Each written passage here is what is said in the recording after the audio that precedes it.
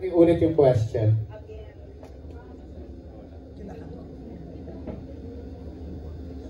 Hi Jo, sabi mo po kanina, iniiwasan mo na yung issue yun, yung dalawa. Eh, paano po tayo makakaiwas? Eh, lagi po kayong nakikita sa social media, magkasama sa Okada, gano'n. Ano kasi, nagtataka lang ako bakit yung lagi ang nasusulat. Ang dami ko namang kasama sa iba-ibang lugar ng mga kaibigan ko. So, yun lagi siyang yun lang ang nakaka-capture lagi ng media. Yes po. Both, tong dalawang tao. Based po sa pag-check namin, pag-imbestiga, yung mga lumalabas na picture, eh galing po naman dun sa kampo niyo. No, that's not true. Pinaano po nila, nire-repost? Yun nga pinag-usapan namin ng management. Sabi ko, all those controversies, wag nang anuhin nila yon, wag nilang patulan. Kaya lang siguro, kaya sinasabi nila sa inyo, kasi there are press people na close sa akin na parang ipagtanggol naman sana ako. Sana depensahan ako kasi hindi ako makasalita kasi hindi ko ma-explain sa lahat ng tao yung nararamdaman ko at ano yung pinagdadaanan ko. So, siguro kaya sinishare nila sa inyo is para yung mga press na mga kaibigan ko, sila yung kikilos para pabulaanan yung mga kwento-kwentong ganyan. Sige po. Thank you po. Thank you. Maraming salamat kay Reg. Susunod na magtatanong, tawagin naman natin Kuya Roldan Castro. Roldan Castro? Wala na si Roldan. Andiyan po sa red carpet. Okay. Ay, siya nga pala, PG Jayo. Yes po. I would like to take this opportunity kay Rox for yung tiwala ang binigay sa akin. Ang laki ng tiwala ang binigay sa akin. Tapos even the controversies, in-advise niya ako na huwag ko na lang pansinin yun. At the same time, yung pinangarap ko po na makaupo ako dun sa blue chair. Alam niyo po ba yung blue chair? Yes. Ng ABS? Nung nag-contract sign po ako, hindi po ako nakaupo doon. Hindi ako nakaupo. So parang feeling ko, hindi ako legitimate na na kapamilya. So, tapos dumating yung time na pinaupo na ako ni Rox. Kanina po. Kaya maraming pong salamat. Yun po titingnan yung simpleng bagay pero para sa akin po napakalaki pong karangalan. Dream come true. Dream come true. Nakaupo ako sa chair na yan. Thank you. Thank you, Sir Jo. Ayan, Sir Roldan, Kuya Roldan. Sir Jojo, Hi, Roldan. saan po kayo nakarelate sa lyrics ng kanta nyo? Anong pinaka-paborito nyo sa lyrics na nandito lang ako? Yung pinaka-chorus part, yung nandito lang ako, hindi kita iiwan, hindi kita pababayaan. Kanino mo rin sinabi yan? Sa mga kaibigan ko, sa mga naging kaibigan ko, sinabi ko yun kasi there are messages na pumapasok sa akin, yung nahingi ng support, ng tulong, ganoon. So yung sinasabi ko na hanggat kaya kong tumulong, nandito ako. Walang kapalit, parang gano'n ang sinabi ko. Hindi ko humihingi ng kapalit sa whatever na maitulong ko. Lagi mo sinasabi si Marqueras, kaibigan mo lang. Si Marqueras ba yun? Hindi kasi si Mark kasi, di ba gay parents si Mark? Okay, so for him, naniniwala kasi siya, sinabi niya sa akin, naniniwala siya na yung love ay mag-grow whether dalawa kayong lalaki o dalawa kayong babae. Naniniwala siya doon. Siguro nakita niyang basehan yung pagpapalaki sa kanya ng magulang niya kasi vocal naman siya, sinasabi niyang gay parents yun. So,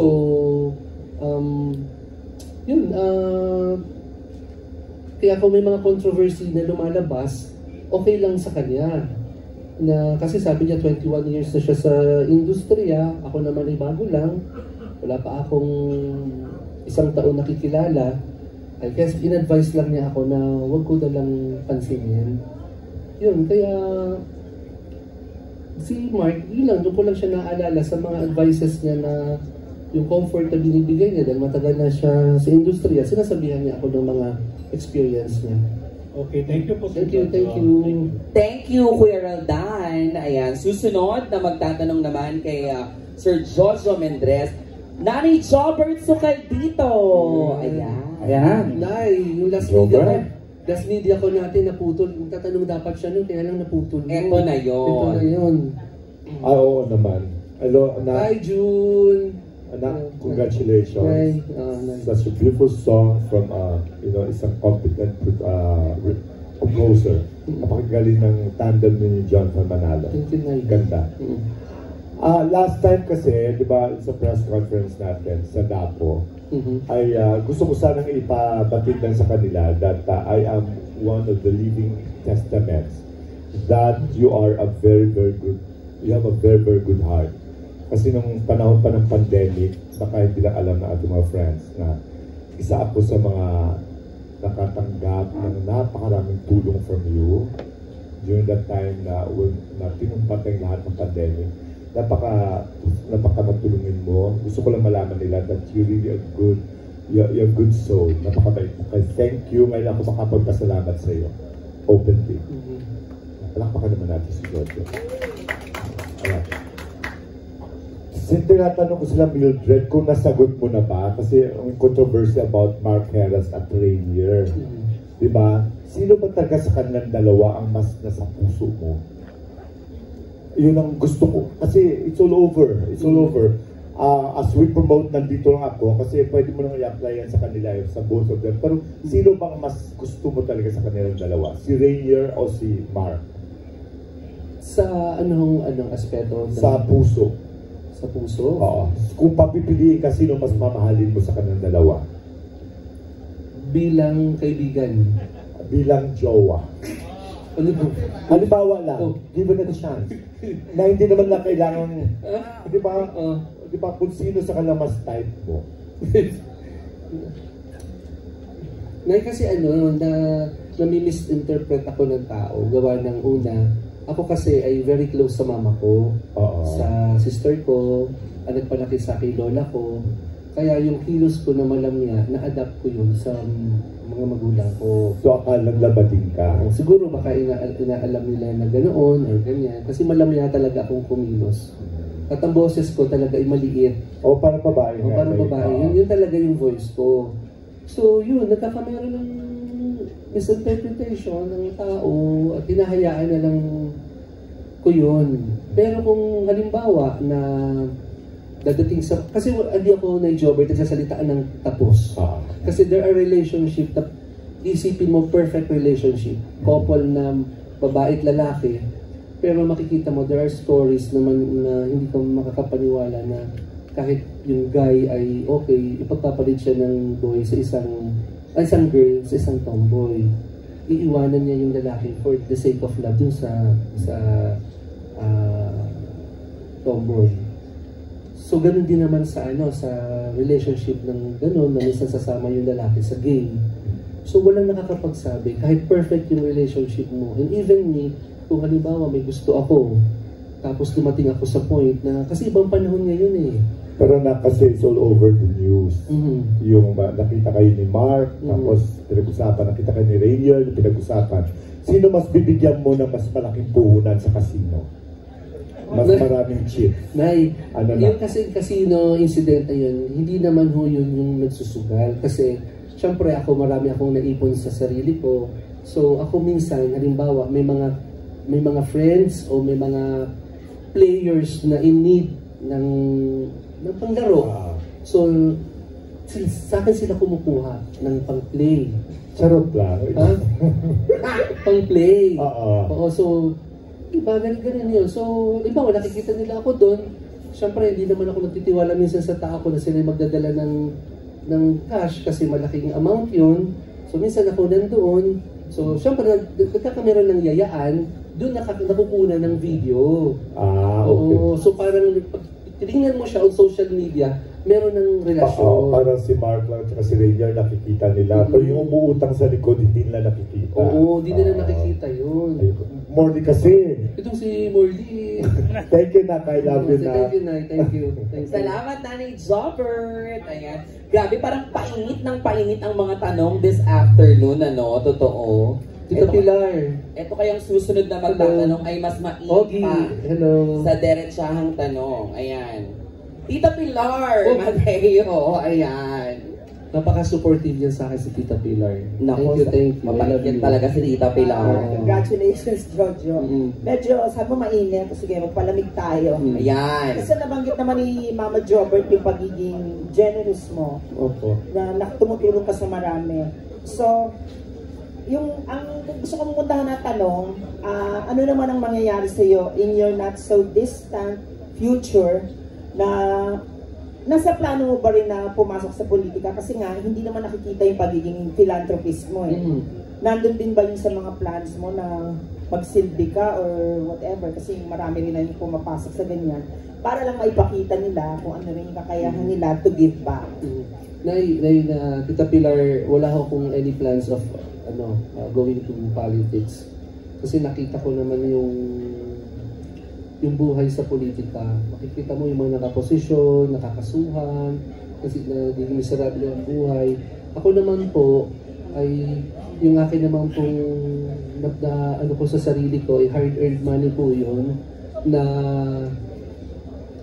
natutulong ko, na hindi ako humihingi ng kapalit kasi nung walang-wala kami, ang hirap po nang lumalapit ka, nangungutang ka na hindi ka pinapautang. Wala kang kahit ka mag-anak mo, uutang ka, kailangan mong isang laang gamit ng bahay niyo. Kamag-anak mo na yon. So, naramdaman ko yung ganung buhay. Kaya ngayon, kung meron ako kahit hindi ko kaibigan, basta nakita kong wala siya, mag-aabot ako kahit walang camera. Kasi ganun lang yun eh. Ang nasa isip ko lagi ay, wala tayong madadala, pare-pareho. Kaya, what we have, i-share na lang natin sa abot ng makakaya natin. Yun lang po yun. Congratulations and more songs pa. Thank you, Tita Pilar. Ayan. Susunod na magtatanong, Sir Jo, ay mula naman sa Philippine Concerts, Luis Elep. Ayan. Hi, Luis. Asan si Luis? Luis? Wala na yata si Luis. Nandyan po ba si Luis? O, Ate B na lang. Ayun daw si Luis, Tito Morley. Luis. Ayan. Ayan. Luis. Hi po, sir. Congratulations on your release. So going back to music po, you have been dubbed as the Revival King. Do you have like a specific screening or criteria of what songs you want to revive? Actually, wala lang. Basta naramdaman ko na gusto ko yung song. At kasi siyempre bilang artist, mararamdaman mo, may instinct ka na ito ba ay magiging maganda, mag-iba itong hit yung song na yun. Actually, may nakaline up akong song. Ako yung magre-remake ko ng Tamis ng Unang Halik ni Christina Paner. Nakaline up na po yun under Star Music. At saka yung I Love You Boy ni Timmy Cruz. At saka, there is a duet na gagawin kami. Hindi ko pa alam kung sino po yung kaduet ko. Yung Pare, Mahal Mo Raw Ako. And I think parang work out ng Star Music yung Bakit Ba Ganyan, hindi na Bonaby. Yan. Ang dami yung nakalagay. At saka, there's another song, yung Aking Pagmamahal, na nagpasikat si Chloe, yung... Ayun kay Carlos Yulo. Ang dami pong nakaline up ng song, kaya parang hindi ako makapaniwala sa nangyayari ngayon sa buhay ko. Sa dami po nung magagandang nakaline up po. Thank you. Salamat kay Luis. Ito naman susunod. Ay, neighbor! Julie Bonifacio. Julie. Hi, Ate Julie. Ate Julie, neighbor. Hi. Good afternoon, Sir Jojo. Light lang mga question. Gusto ko lang malaman kung anong plano nang nandito nakako-promo. Kasi, goal mo ba na ma-reach din ito yung success na nakuha na somewhere in my past? May gagawin mo mga TikTok o whatever. Thank you po. Actually, sinisimulan na po siya. Nagkakameron na siya ng airplay ngayon sa FM stations. Tapos, Sa amin tumutugtog na yan. Oo, maraming FM stations na tumutugtog. AM station may tumutugtog na din po. At saka yung mga social media influencers, nagtawag na sila sa for a collab. Marami na akong gumawa. The first influencer na gumawa ko si Brenda. In 2 days, 500,000 views ang nandito lang ako. Kaya lang nawala siya on Facebook kasi parang meron na miscommunication using the song. So inaayos nila ngayon. There are more, I think parang nakaline na parang 30, as of this time parang may 30 influencers na mga kilala nagagawa sila ng kanilang content regarding the song. Meron na si I think si Keith Talents. Itong si, ano pangalan ng isa? Si Kiefer ba yun? Kiefer, at saka sino? Brenda Michelle. Merong nasa kanila kasi sa star image yung okay naman lahat sila.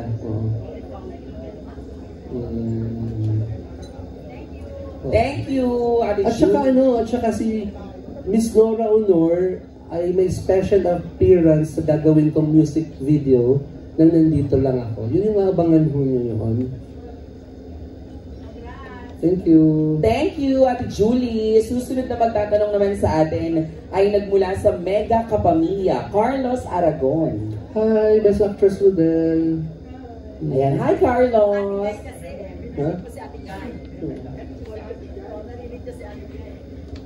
Hello, Jojo. Congratulations. Hello, thank you. Add ko na lang yung question ko about dun sa Pare Mahal Mo Ba Ako?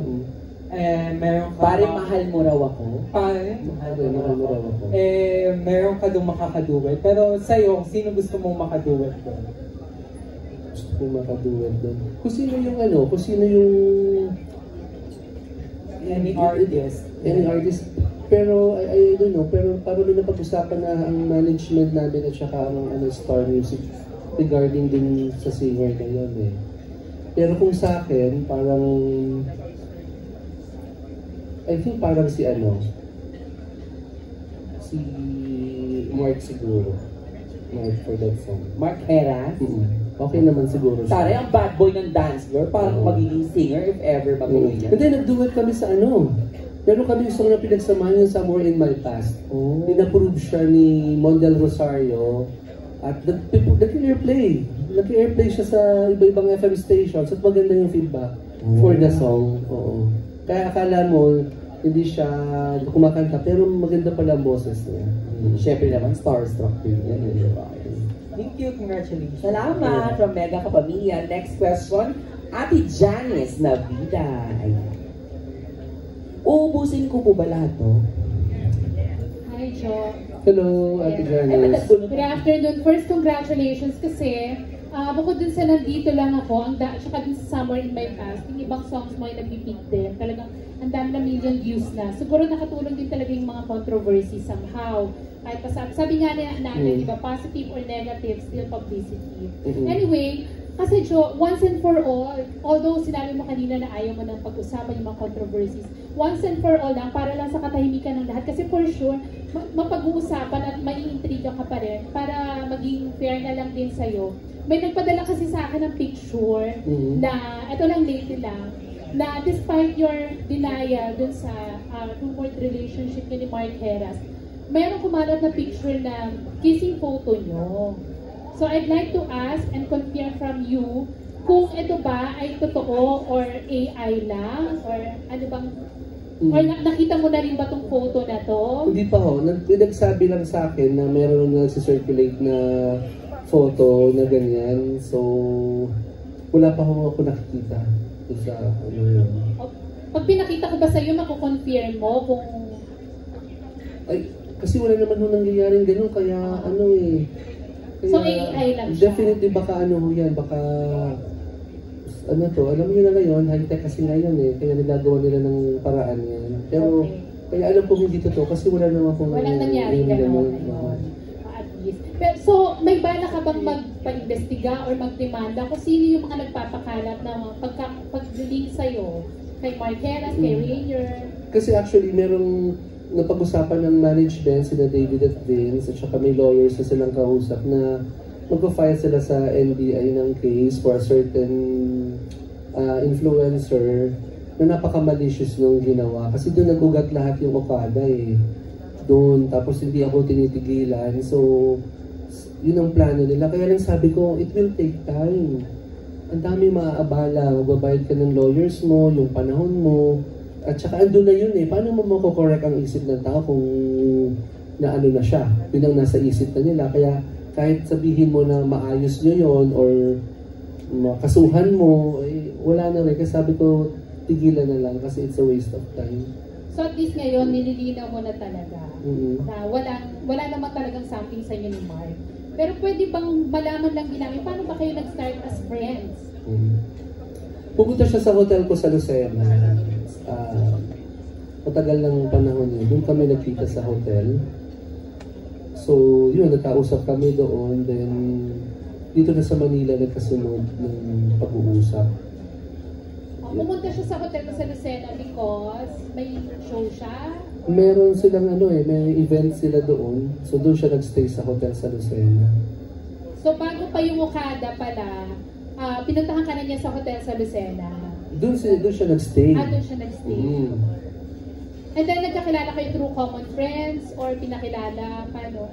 Nagkakilala kasi nandun siya sa garden, sa gazebo. Eh, syempre ako yung owner. Tapos ako rin yung that time absent yung chef namin eh, doon sa hotel, yung daming guests. So ako yung nakialam ng kitchen. So ako yung nag-serve ng food. Nag-prepare ng food para sa kanya. Yun.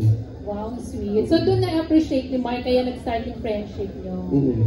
Siguro. Ayun. And last naman, yung kay Rainier naman, paano naman din kayo naging friends? Kasi bakit sinasabi nila, bakit parang mga starstruck boys ang napapalapit kay Sir Jojo? Na-starstruck ka ba sa mga starstruck boys?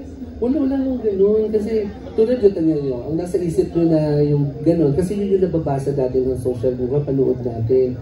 Kaya, andun na yung andun na yung judgment na talagang meron nang nangyayari. So, kumbaga kahit i-explain ko, wala na akong maniniwala, di ba? Kung i-deny ko naman, sasabihin nagsisinungaling ako. Kaya hindi ko alam kung saan ako lalagay sa ganung sitwasyon. Pero yun nga, friends lang din kayo ni Rainier and nag-start lang din to, recently lang ba or matagal na rin kayong friends? Bali, in-introduce siya sa akin ni Mark. Okay. In-introduce siya sa akin ni Mark for,